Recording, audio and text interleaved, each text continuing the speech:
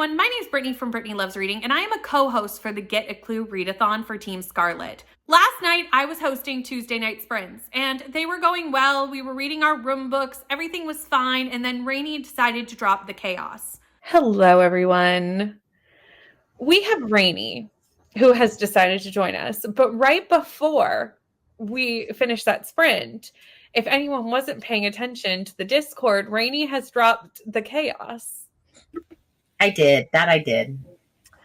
The chaos, which will immediately make me need to go to the library tomorrow morning and scour the shelves for manga that I will want to read for the next days. I know. I'm like over here, like looking at Hoopla, like which one's gonna? What will I be? I was like, all my plans for the next 2 days, poof, gone. Rainey is the inventor of this readathon, and 10 minutes before our sprint ended, Rainey dropped some chaos and decided to drop us into a 48-hour readathon. The team that wins is the team that reads the most amount of books. So for the next 48 hours, we have to read as many books as we possibly can. Since with Get a Clue, we can't talk about our room prompts and what rooms we're in because it's a secret to the other teams, I haven't really been able to do a lot of vlogging of this readathon, but for this 48-hour challenge, I absolutely can. So as you saw, I was shooketh. I was not prepared. I did not know this was coming at all, and I did not prepare. After I got off sprints though, I actually started to look at my Kindle and look at what was on Audible Originals and various places of that nature to see what I could be reading for the next 48 hours. I have some books on my shelves that will work. I have a lot of things on my Kindle that will work. And I do have one Audible original that I would love to get to. It's a holiday book. And I think it's the perfect time to kind of get into the holiday feel. But first, I'm starting with a book that I actually got for Stuff Your Kindle Day. It's called Betting on the House. This is probably going to be the longest book I try to read during the readathon, but I actually started it last night. And I just didn't want to pick up my camera to do the introduction until the sun came out and it was morning. So I kind of wanted a little bit of a longer book that I could kind of start in the night and then finish today. I'm about 30% of the way through this book right now, and it follows Natalie and Bonnie. Natalie has come home to her grandmother's house. Her grandmother has passed away and left her the house. Her first night there, she goes to like a bar and meets up with Bonnie, has a one-night stand with Bonnie, and then finds out Bonnie is the lawyer doing the will for her grandmother. I've made a huge mistake. It's a sapphic romance, but there is definitely a lot other than that going on in this book because Natalie's family does have some estrangement going on with her and her brother and things going on in the family. So the will has kind of brought those to light and kind of shone light onto these like cracks that the family has going on. It is only a small book, so at this point, I've met all my characters. I'm seeing what's kind of playing out. I kind of know why there's this estrangement, but I'm still learning that a little bit at this time. So I'm going to get back to it and hopefully finish that this afternoon. However, today I'm not going to get a ton of reading done, but tomorrow I'm going to get a lot done. So tonight I'm actually going to see the Broadway show Come From Away. Had these tickets for a while and did not know there would be a 48-hour readathon, but I'll just take you with me. I don't know how much I'm going to be able to film because obviously you can't film at a Broadway show, but that's happening today. So not a whole ton of reading is going to happen today because I'm going to go out to dinner and do stuff around that. However, tomorrow is my full day of sprints. It's Thursday. I sprint almost all day. So I'll get a lot of reading done tomorrow. In my head, I would love to get 5 to 6 books read during this readathon. That may be advantageous, but that's kind of my goal.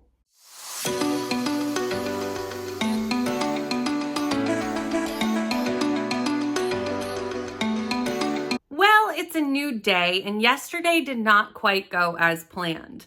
Also, for the rest of this vlog, you're just going to get like me, messy mom bun, and around the house look, because that's what today is. I have a full day of sprints. I'm just going to be reading and cleaning my house, so here we are. And this vlog is only basically going to be today, because yesterday I did not get much reading done. I was hoping to get more done, but it was just such a busy day going out and about, going to the play. The play was fantastic. Unfortunately, we weren't allowed to like videotape in there. So obviously I have no footage of it. I have like the tiniest little clip of the stage before they started, but it was absolutely fantastic. If you have a chance to go see Come From Away, I highly recommend you do. It was so great. But I actually did not finish a book yesterday. So this 48 hours is not going according to plan, but we're going to turn it around. I have the entire day to read and do cleaning, which I can read while I clean if I have an audiobook. So like, we're fine. We're going to get some books done. I have a stack. We're going to get through them. I'm sprinting today. We're going to get some reading done for Team Scarlet. But I have finished a book this morning. The Betting on the House book by Cassandra Metcalf, I have finished. This being called a romance is a stretch. It's a stretch. It's not a romance. There is a romance subplot, and even that is a stretch. But there is a romance subplot between this Natalie and Bonnie lawyer-client. But the amount of interactions they have in this book could be counted on two hands. Like, they are not even the main characters of this book. Natalie is the main character of the book. Bonnie is almost a side character. It's not a romance. It's more of a family saga. Natalie coming to terms with things that have happened in her past, the death of her grandmother, the death of her father, this inheritance, her family dynamics, and kind of a found family trope as well with the people that she meets while she's in this town. Natalie is going through so many changes in her life. She's trying to decide if her job is what she wants, if she wants to take her grandmother's house, like what does she want? And we see Natalie kind of really examine her life and decide what she wants out of it. The person we see more than we even see our romance character Bonnie is Sean. Sean is someone who Natalie meets. He's a handyman and they form this friendship. And I do love this friendship between Sean and Natalie. And I believe the second book is a romance book, and we'll see if it's an actual romance, because this one I would say is not. Following Sean, the second book follows Sean and whoever he meets. I'm not saying this was a bad book. It was cute. I'm going to give it 3 stars. I had a good time with it. It's just not a romance. The next book I'm going to read is a manga this morning because I do have some time to sit down before I get started on my cleaning. So I'm going to be picking up My Brother's Husband. This is a manga that I have from the library. I think Ren from the Reading Ren is the one who recommended this to me. I am excited to dive in. I don't know much about it other than that because obviously I haven't read it yet, but I'm going to go read this. It's a chunkier manga, but it still shouldn't take me very long. We are currently in the first sprint of my sprints and I finished another book. I finished My Brother's Husband and I ended up giving this 5 stars. This manga is so wonderful. So this follows Mike. Mike is from Canada. He married a Japanese immigrant to Canada and his husband has died. He goes to Japan to meet his husband's twin brother and his daughter, Kana. And I love Kana. She's my favorite character. Mike is also fantastic. Like, all the characters are great, but Kana is just so sweet and cute and absolutely adorable. And in Japan, gay marriage is illegal. Obviously, it's legal in Canada. And there's a lot of discrimination around gay marriage and being gay in Japan. And there's a lot of talk of why is this the case? We see the family kind of learn to accept Mike because they weren't necessarily super accepting of their brother. And Kana is just so innocent and she just instantly has this child acceptance that I just love seeing in this book of Mike. And she's just like, well, he's my uncle. Like, he's my Canadian uncle. And she's just so fantastic in her innocence. It was so well done. I really enjoyed it. 5 stars. And I will definitely be continuing. I thought this was a standalone, but this is actually, I think, volume 1 of 3 or 4 volumes. So I definitely will be continuing with this manga series. The next book I'm going to be reading for Chaos, though, is going to be Frederick Bachman. I love Frederick Bachman. I'm very happy to read a Frederick Bachman book. And this is Things My Son Needs to Know About the World. Very, very happy to read a Frederick Bachman book. Frederick Bachman is very quickly becoming one of my favorite authors, if not my favorite author. So to read one of his smaller novellas, I'm here for it. It's only a 3-hour audiobook and I'm going to listen to it at 2 times speed. So I should get through this fairly quickly. And I expect to love this book because Frederick Bachman has yet to write something that I don't significantly enjoy. Hi friends! So I finished 2 books since I last spoke to you. The first one was Frederick Bachman's book. I loved this. This was such a fun book. It was really funny. It was a funny look into parenting, but like a serious look into parenting at the same time. It kind of shows the struggles that parents have while trying to make good decisions for their kids and trying to impart wisdom into their kids. But like with a funny side to it. I really liked it. I ended up giving it 4 stars. It was a super fast read. And as always, Frederick Bachman, I just absolutely love. Then I ended up picking up this book, which is a graphic novel that was left in my little free library about a week ago.